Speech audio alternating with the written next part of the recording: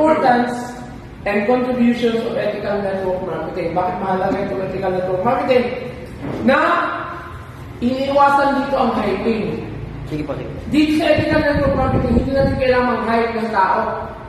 Na pakikitaan mo ng pera, pakikitaan mo ng kotse, na ito ang income kung malaki. Hyping yun eh. Dito wala tayong hyping. Sasabihin lang natin ito totoo. So, ano ba ang contributions dito sa industry? Sa ating community, sa ating bansa, etc. No?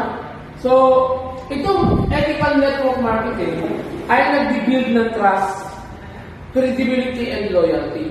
Pag ito yung ginagawa natin, hindi tayo maninilit, hindi tayo nanloloko ng tao, sinasabi natin tututok sa produkto natin, kasi pinag-aaral natin ng maigi, nagsaseminar tayo, nagtatraining tayo, alam natin ang detalye, so mag-build ng trust yun. At pag nag-trust yung tao, sila na mismo ang lumalaman. Next, enhances brand reputation. Ikaw bilang network marketer or distributor dito, makikilala ka kasi hindi ka nagdadaya. Hindi ka nanloloko. So, yun ang maganda sa ethical network marketing. Next, promotes and ensures sustainable growth. At dahil maganda na yung pinapakita mong behavior, sustain yun. Magiging maganda ang impression sa inyo ng tao. Pero it will take time na hindi ganun kadali. Sa dami pa naman ng mga scammers ngayon, di ba? Minsan ang mga mabubuti na dadamay.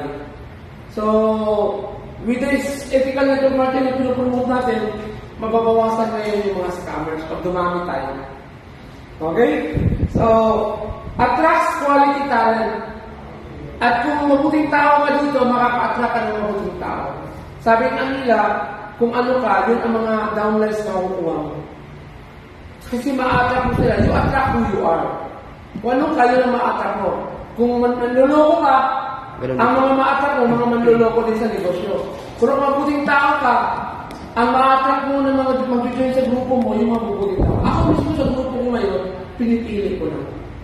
Pinipili ko na yung willing matuto. So, hindi pwedeng matalino, masteral graduate ka, doctoral graduate ka, pero masyado kang matalino na ayaw mo na matuto, gusto mo na kumita ng pera, hindi ka bagay sa grupo ko. So, hindi ka pwede dito. Kasi ayaw mo matuto eh. Kasi dito, magsimula mo sa personal development. Dapat magbago ang mindset mo na pag yumaman pala, mas marami kang matutulungan. Okay? So, dito, magkakaroon tayo ng mga positibong market. Marami maniniwala sa atin. At siyempre, paano na matulungan ng mga panito, yung mga gumagamit ng products, protected sila sa deception. Hindi sila maluloko, di ba? Kasi nagpupunta tayo ng pawang katotohanan lamang. Then, guaranteed with fair treatment. So, ang treatment natin sa bawat mga kliyente natin, mga users ng products, at saka yung mga kasamahan natin, fair, walang kalakasan system. Developing loyal purchasing behavior. Kaya maraming bumibili sa bawat isa. At makakatulong yun. Kung downline mo yun, makakatulong yun sa inyo ang income mo kasi bumibili sila, ginagamit nilang products. Kaya ikaw yun, bumibili ka. Kaya tayo ng PMA, personal monthly achievement, kasi parang masanay tayo sa paggamit ng products. Then, paano naman ako dito sa atin bilang distributor? Na-empower tayo bilang entrepreneurs.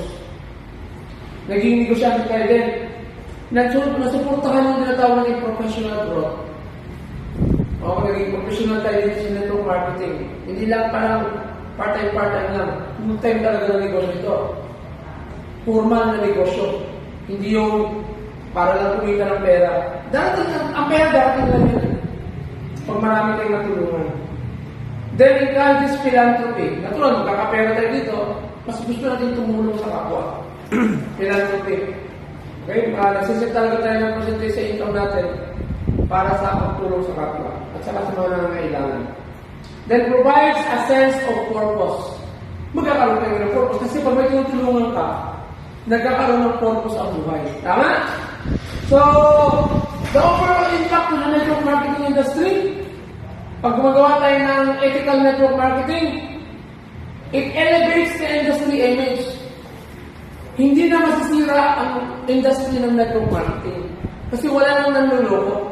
Kaya dapat dumami ang mga gumagawa ng ethical network marketing kasi mga scammer na nagbibigta lang ng package, para lang magkapera, di ba? Nag-recruit lang para lang magkapera. So, yun natin, promote social responsibility. Concern tayo sa society natin. Sa responsibility natin bilang nakatira doon o doon sa society. Sa barangay natin, sa syudad natin, sa Pilipinas. Then, fosters a positive workplace. Kasi maganda lang ang intention natin. So, yan ang kagandahan ng ethical network marketing. Sa sunod, may pag-usapan tayo na maganda.